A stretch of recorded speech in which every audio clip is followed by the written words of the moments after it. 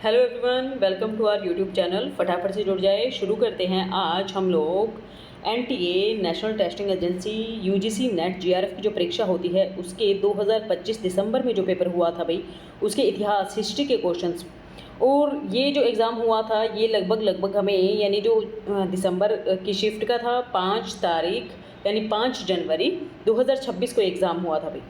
तो अब देखते हैं यहाँ पर जो पहला क्वेश्चन हमें दिया गया है वो मिलान के लिए दिया गया है। पहला यानी कालाजार इसके सामने दिया गया है यूएन ब्रह्मचारी।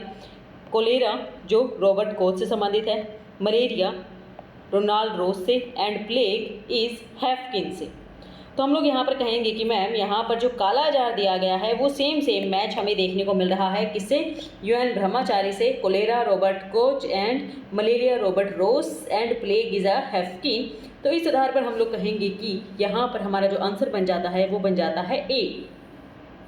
और सेकंड क्वेश्चन जो दिया गया है, उस शासक का नाम बताइए जो 17वीं शताब्दी में नहर अभिषत या फिर शाह नहर का निर्माण करवाया था। उस शासक का नाम पूछा गया है। उस शासक के नाम में क्या आएगा भाई? ऑप्शन ए दिया गया है Akbar, B is Jahangir, D and C is Shahjahan and D is Aurangzeb. तो हमारा आंसर यहाँ पर बन जाता है, हमारा आंसर बन जाएगा सी। क्योंकि 17वीं शताब्दी, आपको टाइम पीरियड भी याद रखना पड़ेगा। यहाँ पर टाइम पीरियड से आप एक अनुमान लगा सकते हैं, क्योंकि अकबर का आप नॉर्मली देखेंगे तो 16वीं शताब्दी तक आप आके आसपास आपको टाइम पीरियड देखने को मिलेगा। तो ऑप्शन ए तो वैसे ही गलत हो जाता है। उसके पश्चात जहांगीर का आएगा, फिर आएगा शाहजहां। तो ये टाइम पीरियड भी आपको हेल्प करता है समझने में। फिर कहेगा शाहजहां ने नहर अभिषत या फिर जन्नत की नहर का निर्माण करवाया था। Just wait. यह नहर दिल्ली के लाल किले के अंदर बहती थी और किले के विभिन्न महलों, बागों, फव्वारों को पानी उपलब्ध करवाती थी। यमुना नदी से शाही बुर्ज के पास से शुरू होकर किले के बीचों बीच बहती थी और किलों को ठंडक और स्वर्ग जैसी सुंदरता देती थी। शाह नहर के बारे में जानकारी प्राप्त करते हैं कि यह कृषि और जल आपूर्ति के लिए बनाई गई एक बड़ी नहर प्रणाली थी। शाहजहां ने अपने प्रमुख engineer Ali Mardan Khan, very important, यहाँ से आप लोगों के लिए अब क्वेश्चन बनेगा, यहाँ पर कंफ्यूज नहीं होना है। अली मर्दान खान को फिरोज शाह तुगलक के समय की पुरानी नहरों की मरम्मत करवाने और विस्तारित करने का काम सौंपा गया था। शाहजहां, ठीक है, ये नाम ज़रूरी है और यहाँ पर आप लोगों को याद रखना होगा कि इसी प्रकार के क्वेश्चन हमें आगे रिपीट होते हुए दिखाई देंगे। तीसरा जो क्वेश्चन दिया गया है, पंचवर्षीय योजनाओं के उद्देश्य पूछे गए हैं भाई। पंचवर्षीय योजना, ऑप्शन ए दिया गया है राष्ट्रीय और प्रति व्यक्ति आय का उच्चतम स्तर प्राप्त करना। बी दिया गया है पूर्ण रोजगार का लक्ष्य प्राप्त करना। सी दिया गया है साम्यवादी आदर्शों को लागू करना। एंड डी दिया गया है धन संपत्ति की असमानताओं को कम करना। और ऑप्शन ई दिया गया है मिश्रित अर्थव्यवस्थाओं को समाप्त करना।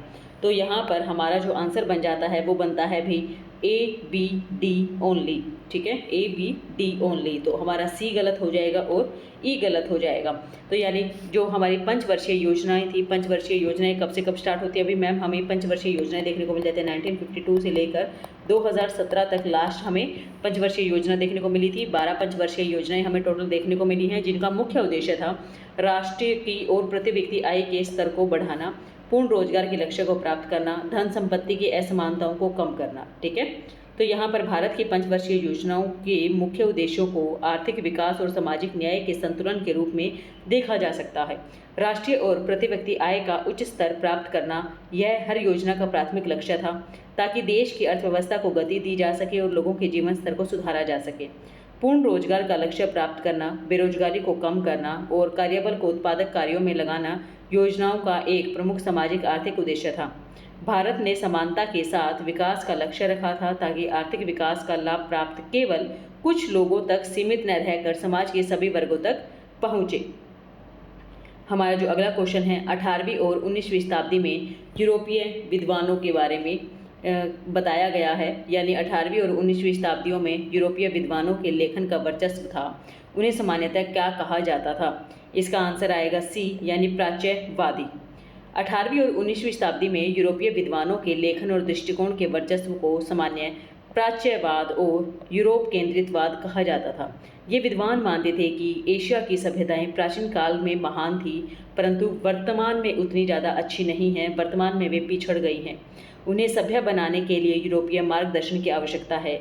विलियम जोन्स, उन्होंने एशियाटिक सोसाइटी की स्थापना की और अपने विचारधारा को बढ़ावा देने में एक अहम रोल निभाया। विलियम जोन्स का नाम ज़रूर याद रखिएगा और एशियाटिक सोसाइटी की स्थापना के बारे में ज़रूर याद रखिएगा। यहाँ पर आप लोगों को कन्फ्यूज़न नहीं होनी चाहिए, क्योंकि डेफिनेटली आप लोगों को यहाँ से क्वेश्चन देखने को मिल ही जाएगा।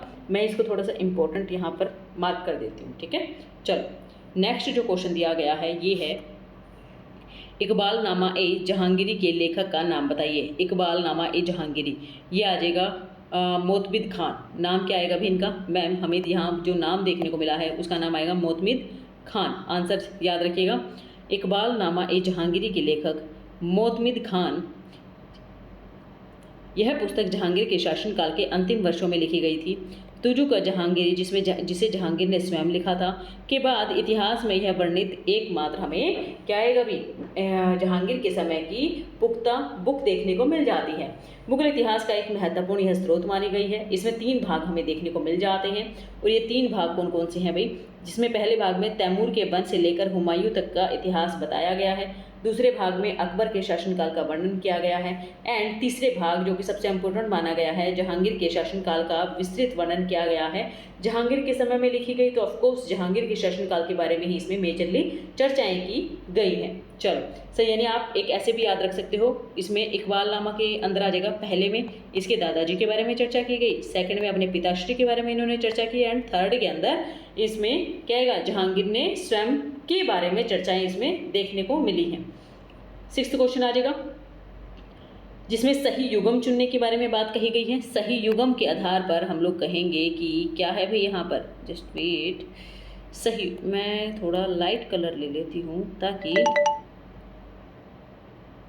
मुझे यहाँ हाईलाइट करने में प्रॉब्लम ना हो। मुझे लग रहा है कि मैं, चलो क्या आएगा भाई, यहाँ पर आएगा गर्भगृह, ठीक है। सामने दिया गया है पवित्रतम पूजा स्थल, ऑफकोर्स मंडप, यानी ये टेम्पल दिए गए हैं भाई। देखिए टेम्पल मंडप होता है, गोपुर होता है, नागर होता है, एंड द्रविड़ शैली होता है। इनमें क्या क्या हमें यहाँ पर सही मिलान देखना है। गर्भगृह आ जाएगा। गर्भगृह में हम क्या कहेंगे, सबसे ज़्यादा पवित्र हमें ये स्थल देखने को मिला है। क्या ये सही है या गलत है? यस, गर्भगृह सबसे पवित्र स्थल माना गया है। उसके पश्चात हम लोग कहेंगे यहाँ पर न केवल गर्भगृह भाई, जस्ट वेट, गर्भगृह सबसे पवित्रतम स्थल है। मंडप, क्या मंडप गर्भगृह के ऊपर का एक शिखर माना गया है? नहीं भाई, आप लोग देखेंगे जब ये टेम्पल होता है ना बच्चा, टेम्पल में आगे की तरफ का ये वाला भाग होता है, उसको टेम्पल कहा जाता है, ठीक है, इसको मंडप कहा जाता है। तो मंडप गर्भगृह के ऊपर का शिखर नहीं माना गया है, तो ये गलत हो जाएगा आप लोगों का, ठीक है। अब कहेंगे कि गोपुरम, गोपुरम तो आप सभी जानते हैं, गोपुरम यानी गेट्स होते थे द्रविड़ शैली के अंदर, जो बड़े बड़े गेट्स माने गए हैं, अलंकृत प्रवेश द्वार, इन्हीं को ही गोपुरम कहा गया है। इसके पश्चात आ जाएगा नागर। नागर शैली उत्तर भारत के अंदर देखने को मिल जाती है। वही द्रविड़ शैली क्या आएगा भाई, साउथ इंडिया के अंदर देखने को मिल जाती है। साउथ इंडिया के अंदर ही मंदिर है, क्या आएगा, मामल्लपुरम मंदिर। तो यहाँ पर आंसर क्या बन जाएगा, ACDE, क्या आएगा, ACDE, ठीक है। तो ACDE के आधार पर हमारा कौन सा ऑप्शन है भी, ACDE हमारा बी बन जाता है।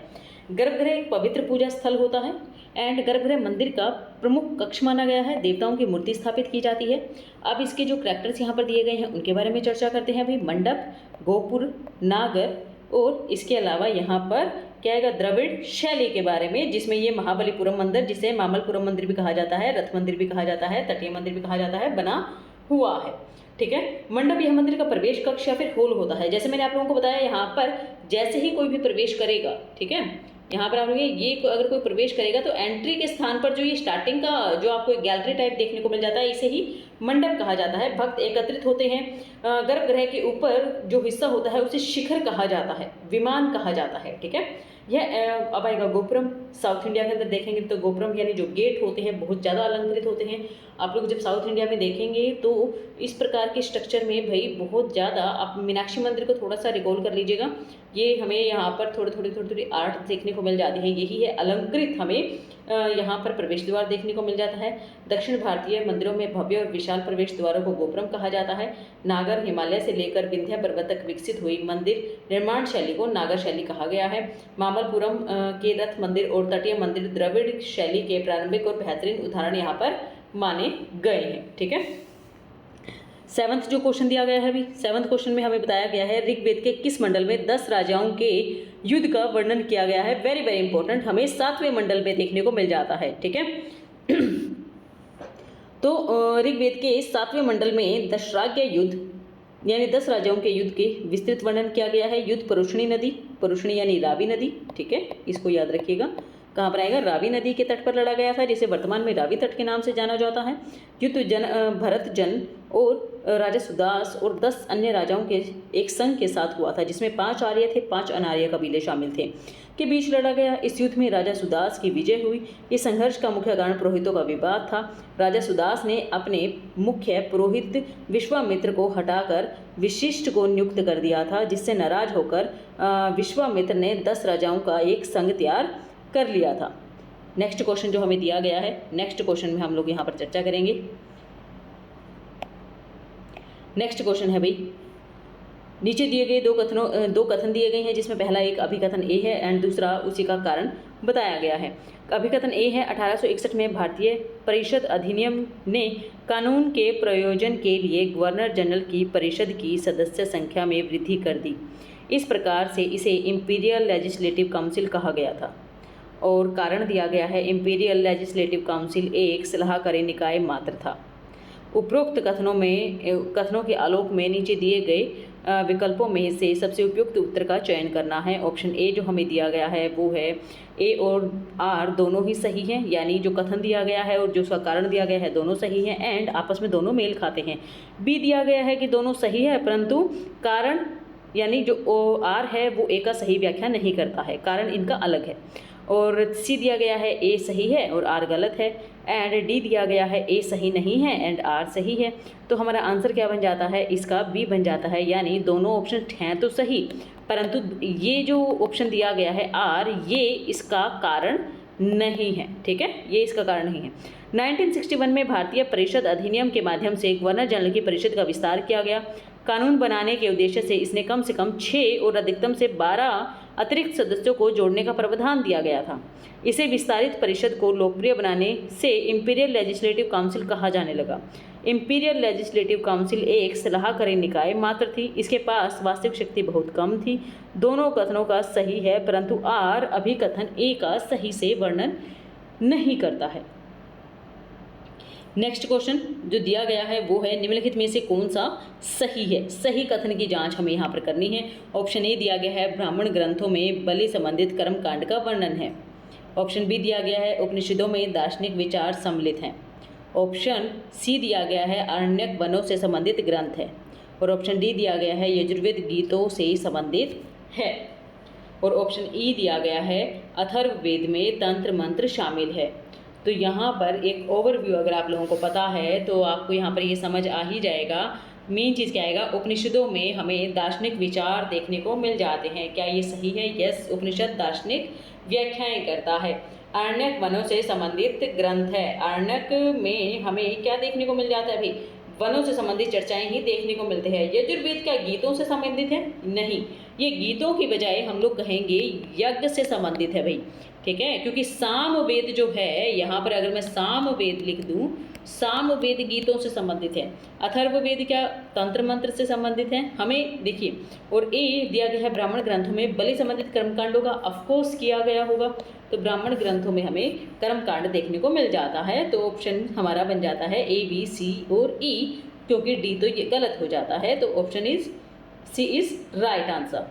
ब्राह्मण ग्रंथों में वेदों के गद्य व्याख्याएं हैं। इनमें मुख्य रूप से यज्ञों के अनुष्ठान, बलि की विधियां, उनके आध्यात्मिक महत्व का विस्तार से वर्णन किया गया है। उपनिषद वैदिक साहित्य के अंतिम भाग हैं, वेदांत भी इन्हें कहा जाता है, और इनमें आत्मा, परमात्मा, जन्म, मरण, मोक्ष आदि गहरे दार्शनिक विचारों पर चर्चा की गई है। आरण्यक शब्द अरण्य यानी वन से बना हुआ है। ये ग्रंथ मुख्य रूप से सन्यासियों और वनों में रहने वाले शिष्यों के लिए लिखे गए हैं। इनमें दार्शनिक और प्रतीकात्मक चिंतन पर जोर दिया गया है। अथर्ववेद में दैनिक जीवन से जुड़े विषयों जैसे कि जादू टोना, तंत्र मंत्र, रोग निवारण, औषधियों के बारे में जानकारी दी गई है। नेक्स्ट क्वेश्चन है ज़खीरात उल ख़वानीन का लेखक कौन है? ज़खीरात उल ख़वानीन का लेखक जो है उसका वर्णन यहाँ पर पूछा गया है, जिसका लेखक आएगा शेख फरीद भाकरी। ज़खीरात उल ख़वानीन के लेखक शेख फरीद भाखरी थे। मुगल काल का एक अत्यंत महत्वपूर्ण ग्रंथ है। यह मुख्य रूप से जीवनी कोश है, जिसमें अकबर, जहांगीर और शाहजहां के समय के प्रमुख रईसों, अमीरों, मनसबदारों की जीवन चरित्र आदि का वर्णन किया गया है। उस समय की सामाजिक संरचना को समझने के लिए इसे एक प्राथमिक स्रोत माना गया है। बाद में शाह नवाज खान ने अपनी प्रसिद्ध कृति मासिर उल उमरा लिखने के लिए इसी ग्रंथ का प्रमुख आधार का प्रयोग किया गया था। नेक्स्ट क्वेश्चन जो दिया गया है वो है 1 अप्रैल 1921 को प्रांतों में द्वैध शासन लागू किया गया था। हालांकि यह कुछ समय के लिए 2 प्रांतों में लागू नहीं रहा। ये 2 प्रांत कौन से थे? ऑप्शन ए दिया गया है बिहार और संयुक्त प्रांत, बी दिया गया है मद्रास और आंध्र प्रदेश, सी दिया गया है बंगाल और क्या आएगा भी मध्य प्रांत एंड अवध और पटना। तो आंसर आ जाएगा सी, यानी 1 अप्रैल 1921 को भारत सरकार अधिनियम 1919 मोंटेग्यू चेम्सफोर्ड सुधार के तहत प्रांतों में द्वैध शासन व्यवस्था लागू किया गया था। यह मुख्य रूप से 8 प्रमुख प्रांतों से जुड़ा हुआ था: बिहार, उड़ीसा, बम्बई, मद्रास, संयुक्त प्रांत, पंजाब, असम और अवध। नेक्स्ट क्वेश्चन है, अमीर खुसरो की किरान उस सादिन किससे संबंधित है?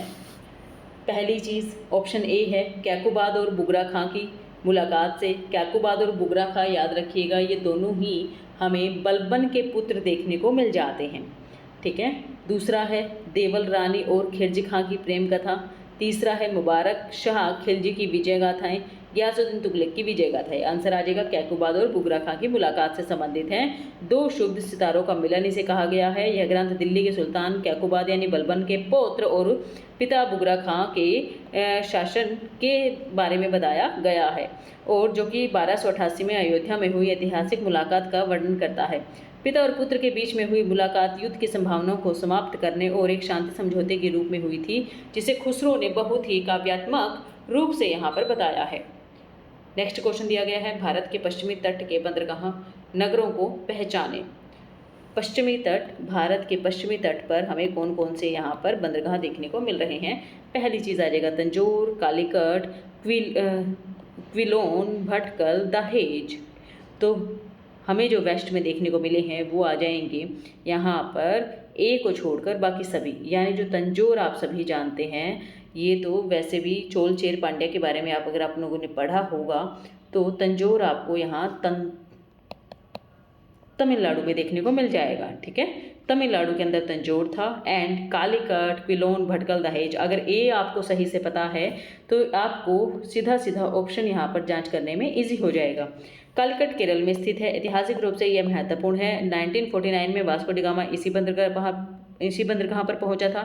क्विलोन, इसे अब कोल्लम के नाम से जाना जाता है, केरल के मालाबार तट पर स्थित है, प्राचीन बंदरगाह है। भटकल कर्नाटक राज्य में उत्तर कन्नड़ जिले में स्थित है, एक तटीय शहर और बंदरगाह माना गया है। दहेज गुजरात के भरूच जिले में आधुनिक सक्रिय बंदरगाह है, जो खंबात की खाड़ी के तट पर स्थित। ये सभी बंदरगाह पश्चिमी तट पर हैं, जबकि तंजौर तमिलनाडु में स्थित है। यह पूर्वी तट पर पाया जाने वाले एक बंदरगाह यहाँ पर बताया गया।